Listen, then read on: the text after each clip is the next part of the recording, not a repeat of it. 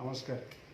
खोर्धा जिलावासी समस्त भाई भौणी छोट पिला समस्त को कोविड जो तृतीय लहर आसबार जो आशंका और जो संभावना देखा देउची सेथिपाई प्रशासन तरफ अनेक प्रकार पदक्षेप निया जाइछि। माननीय मुख्यमंत्री मध्य 1 तारिख रे समीक्षा बैठक करथिले, जो जिला प्रशासन तरफ निष्पत्ति निया जाइछि जे मास्क चेकिंग को कड़ाकड़ी करा जिवो एवं जोठी गैदरिंग होची सेठी सामाजिक दूरत्व जेपरि रक्षा करा जाय परिबो ताकू मध्य सुरक्षा करा जिवो, सुनिश्चित करा जिवो।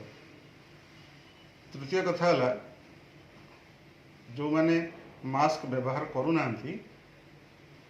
आमर जो जुग्म टीम अच्छी पुलिस तहसीलदार एवं बीडीओ से माने फाइन आदाय करेंगे। एवं चतुर्थ कथा है सहरांचली जगह गुड़ी को राति 10टा रु भोर 5टा जाए कर्फ्यू जारी कराई।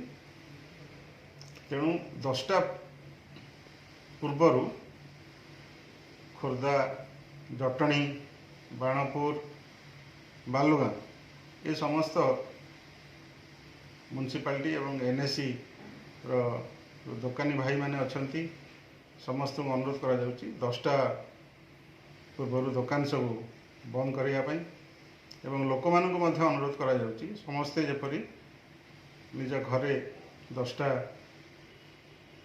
बेलू 10टा पूर्व घर पहुँचतु, घरे रुहतु, कारण आमर राति में नाइट पेट्रोलिंग करा जिवो।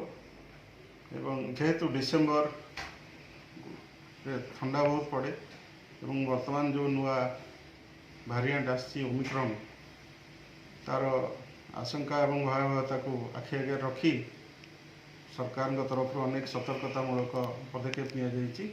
मु समस्त को अनुरोध करुच्ची खोर्धार जिलावासी मानक समस्ते जेपरी नियम को पालन करंतु एवं आमर जिला प्रशासन को एवं पुलिस प्रशासन को सहयोग करंतु।